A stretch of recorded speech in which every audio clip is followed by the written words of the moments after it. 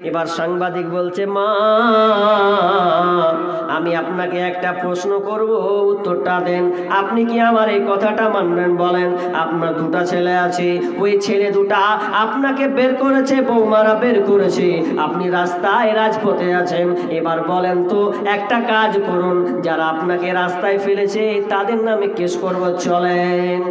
আপনার ছেলে দুটাকে আমি জেলে পচিয়ে দেব, জেলে ঢুকাবো।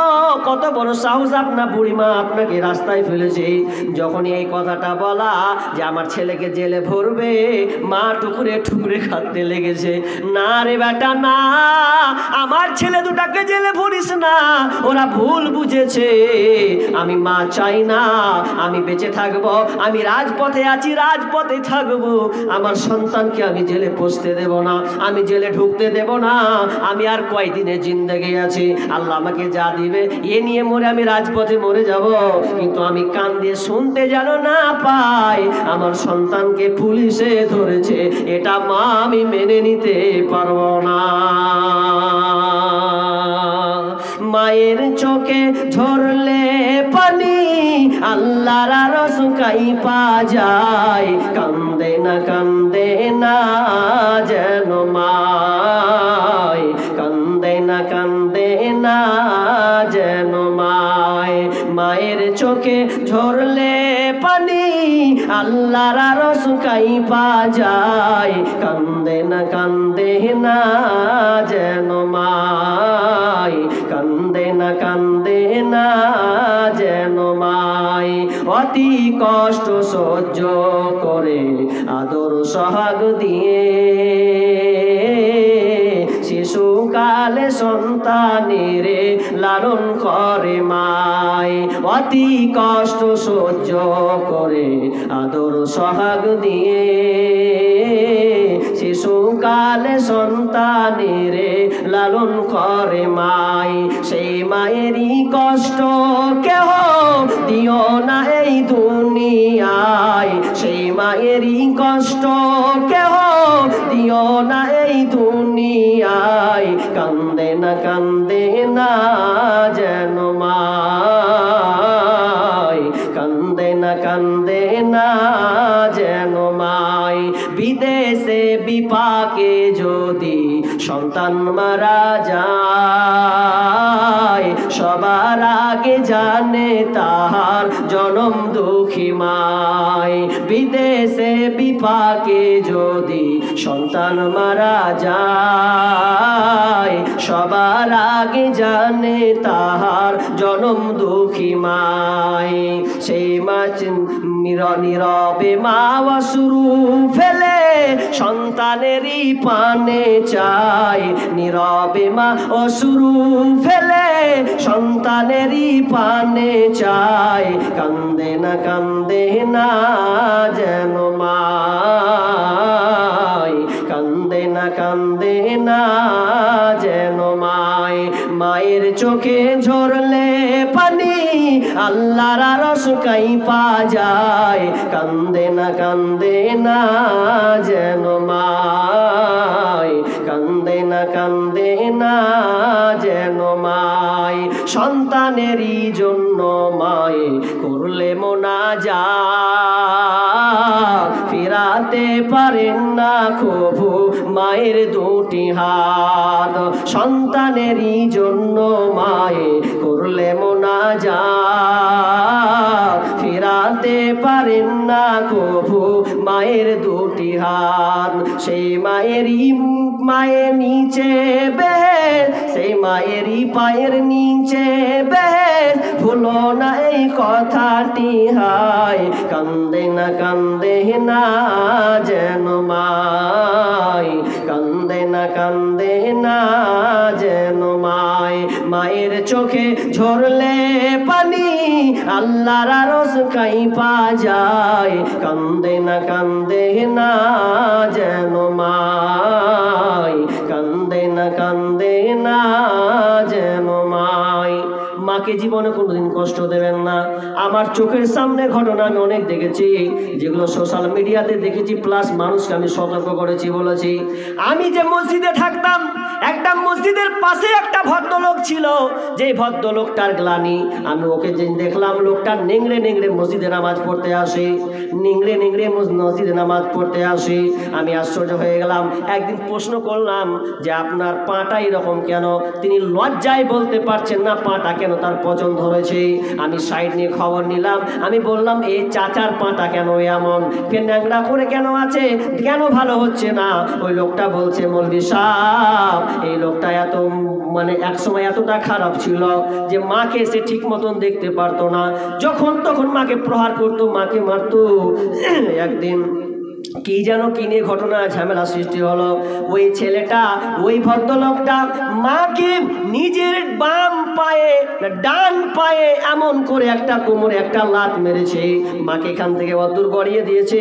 আল্লাহ নারাজ হয়ে গেছে, তুই নিজের মায়ের পেটে লাথি মেরেছিস রে, যেই মা তোকে 9 মাস 10 দিন পেটে ধরেছিল। কত দুর্বলতা, মা 6 মাস 7 মাস হলে খাবারটা ঠিক মতন খেতে পারে না, না খেয়ে সুখ, না বসে সুখ, না উঠে সুখ, না দাঁড়িয়ে সুখ, কোনো অবস্থায় মায়ের সুখ নাই, শুধু টেনশন আর টেনশন নিয়ে থাকে। আমার সন্তানটা কখন পৃথিবীতে আসবে, সন্তানটা আমি কখন বুকে পাবো, কখন তাকে আগলে ধরবো, আব্বা বলে ডাকবো, কখন মা বলে ডাকবো, এই চিন্তায় চিন্তিত হয়ে থাকে মা। আর সেই মাকে তুমি নিজের ডান পায়ে মায়ের কোমরে এক লাত মেরেছ, এটা কি করে সম্ভব হয়? বরদাস্ত আল্লাহ করেননি। লোকটাকে আল্লাহ এমনভাবে একটা পায়ে ঘা দিয়েছেন, এখন পর্যন্ত কোনো ডাক্তার ভালো করতে পারে না। শুনলাম নাকি সে অনেক টাকা খরচ করেছে, জমি জায়গা পর্যন্ত বিক্রি করেছে, এরপরে এখন পর্যন্ত তার পা ভালো হয়নি। তবে সে মাপ চায় আল্লাহর কাছে, বুঝে আর কাঁদে, আল্লাহ আমি কত বড় ভুল করেছি, মাকে কোমরে লাত মেরে। তো পাটা এখন পর্যন্ত কমপ্লিট ক্লিয়ার হয় না, মাঝে মধ্যে আবার পচন ধরে, আবার ডাক্তার দেখায় ঠিক হয়, আবার পচন ধরে। জানি না আল্লাহ তাকে ভালো করবেন কিনা। ভাইরা আমার, বন্ধু আমার, যারা মা আছে খবরদার মায়ের সঙ্গে খারাপ ব্যবহার করবেন না, নোংরা ব্যবহার করবেন না। যদি রাগ উঠে নিজেকে কন্ট্রোল করতে শিখুন, আল্লাহর কাছে দোয়া করতে শিখুন, কিন্তু খবরদার মায়ের গায়ে, বাবার গায়ে আঁচ লাগানো যাবে না। যে মা আপনার কবরস্থ হয়ে গেছে, বলেন কবরের জন্য দিবেন, বাপ নাই মা নাই। মা আপনারা বসে আছেন কোথায় জানেন না, কোন দিকে আছেন, ডান দিকে না বাম দিকে না উত্তর না দক্ষিণে, কিছু জানি না আমি। তবে এতটুকুই বলবো যে মায়ের জন্য অন্তত আপনি যদি কেউ আছেন, এরকম একটা আংটি খুলে দেবেন। আমার হাতে আংটি পরে আছেন আপনি হাতে, এটা খুলে মায়ের জন্য, আব্বার জন্য দিবেন, আপনার সন্তানের জন্য দিবেন। এরকম কোনো মা আছেন হাতের বালা পড়ে আছেন আপনি, আজকে কবরের জন্য দিয়ে দেবেন। যে কবরে আপনি শুবেন সেই কবরের জন্য আপনি দেবেন। একজন সাহাবী সব কিছু দিচ্ছেন, সব কিছু দিচ্ছেন, আল্লাহ রাসূল বলছেন, জানার পরেও বলছেন তুমি এত কিছু দান করে দিচ্ছ, বলছে এগুলো তোমার তো দুনিয়ার জন্য কিছু রাখো। সাহাবী অ্যাকশন চেয়ে উত্তর দিচ্ছে, দুনিয়াতে কি রাখবো, কিছুই তো পাবো না, যা দিচ্ছি সব আমার জন্য দিচ্ছি, মরে যাব সব রিটার্ন পেয়ে যাব। দুনিয়াতে থাকবে ছেলেরা ভাগ বিতরণ করবে, দান করবে কি করবে না ওদের খেয়াল, খুশি দিবে কি দিবে না ওদের ব্যাপার। কিন্তু আমি বেঁচে আছি যতদিন, আমার মালগুলোকে আমি আখিরাতের জন্য জমা করলাম, এটা আমি আমার নিজের জন্য জমা করলাম, সব আল্লাহকে দিয়ে দিলাম, মরার পরে সব নিয়ে নেব। একটা বুড়িমা, এই কথাটা বলেছি, একজন বুড়িমা একটা পটলিতে, বুঝলেন, রুমালে অনেকটি স্বর্ণকার আছে, নাকের আছে, কানের আছে, হাতের বালা আছে, মালা সব কিছু আছে, যে বেঁধে নিয়ে চলে এসেছে। বেঁধে নিয়ে যখন চলে এসেছে তো বলছেন, মৌলানা আমার পটলিটা আপনি নেন, এটা পটলিটা নেন, আল্লাহ রাস্তায় আমি দিয়ে দিলাম। মৌলভী দেখছে কি আছে রে পটলিতে, খুলে দেখছে বুড়িমা, বয়স তার অনেক হয়ে গেছে। বুড়িমা নিজের হাতে এনে মৌলানাটার হাতে দিয়ে দিলেন, মৌলানা আমি সব জমা দিলাম। এবার দেখছে আহারে গলার হার, হাতের বালা, নাকের ফুল, আপনার কিনা কানের দুল, সব কিছু আছে। বলছে মা এগুলো কি রাগ করে নিয়ে আসলে নাকি? বলছে না না না, এগুলো আমি আল্লাহ রাস্তায় জমা দিলাম, আমি আর বেশি দিন বাঁচবো না, আমার বয়স তো দেখতে পাচ্ছিস রে বেটা আমি বেশি দিন বাঁচবো না, এগুলো আমি আল্লাহ রাস্তায় জমা দিলাম। তো বললো এগুলো কে কে দিয়েছে? তো বলছে এগুলো তো আপনি আপনার বেটি বেটাকে দিতে পারতেন, আপনার কাজে লাগতো।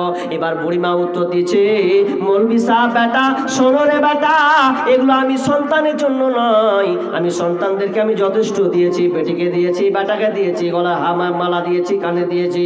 আর এগুলো হচ্ছে আমার, এই যে হাতের বালাটা দেখছো এটা আমার স্বামী দিয়েছে আমাকে, এই যে তুমি গলার হারটা দেখছো এটা আমার মা আমাকে বানিয়ে দিয়েছে, এগুলো আমার আম্মা আব্বা আমাকে দিয়েছে আমার জন্য। আমার স্বামী আমার হাতের বালা দিয়েছে, কানে দুল দেখছো এটা আমার স্বামী বানিয়ে দিয়েছে। আর এগুলো আমার পছন্দের জিনিস, এটা আমার পছন্দের ভালোবাসার জিনিস, এগুলো আমি দুনিয়ার কাউকে দিতে পারি না। আমার মেয়েকে দিব, মেয়েকে দিলে জমি জায়গা নিবে, তার ছেলেকে দিবে, এটা বিক্রি করে দেবে, কিন্তু আমি এগুলো বিক্রি করতে পারি না। আমি আল্লাহকে দিলাম। আমি যে এত বয়স হয়ে গেল, কিছুদিন পর হয়তো মারা যাব, আমি বুঝতে পারছি আর আমি বাঁচব না, তবে এগুলো আমার পছন্দের জিনিস আমি কাউকে দিব না, এগুলো আমি আল্লাহকে দিয়ে দিলাম। যেদিন আমি মারা যাব সেদিন আল্লাহকে বলবো, আল্লাহ রে আমি তোমাকে হাতের বালা দিয়েছিলাম, গলার হার দিয়েছিলাম, আমার স্বামীর পছন্দের জিনিস, ওগুলো তুমি আল্লাহ আমাকে দাও। আমি মরার দুনিয়াতে যেমন পড়েছিলাম, মরার পরেও যেন আমার স্বামীর গলা হারটা যেন আমার গলায় থাকে, আমার হাতের বালাটা যেন থাকে, সেদিন আমি আল্লাহর কাছে চেয়ে নেব। এই জন্য আমি আল্লাহ রাস্তায় জমা দিয়ে দিলাম। এরকম মেয়ে আছে? নাই। এরকম আছে তার প্রতিভা, যে নিজের জিনিস আল্লাহ রাস্তায় রেখে দিল, মারা যাবো আল্লাহর কাছে চেয়ে নেব, আল্লাহ আবার আমাকে নতুন করে পড়াবেন। তো এইরকম আছেন যে আপনি হাতের আংটি রেখেছেন, হাতের বালা রেখেছেন, ওই হাতের বালা আজকে আপনার কবরস্থানের জন্য আপনি রাখবেন, দিয়ে আপনি আল্লাহর কাছে প্রতিজ্ঞা করবেন, আল্লাহ এটা আমি দিলাম আমার সন্তানের জন্য, এটা আমার স্বামীর গিফট, এটা আমার ছেলে দিয়েছে, এটা আমার শ্বশুর দিয়েছে, এগুলো আমি আল্লাহ রাস্তায় রেখে দিলাম। এরকম কোনো মা বোন আছেন যে একটা হাতের বালা কিংবা আংটি যদি থাকেন তো পাঠান, ইনশাআল্লাহ। আমি আর খুব জোরে 15 মিনিট আছি, তো এই 15 মিনিটে যে যা পারবেন দেখেন, অলসতা করিয়েন না। আপনি হয়তো মনে মনে ভাবছেন যে বলবে দিব দিব দিব দিব দিব করিয়েন না।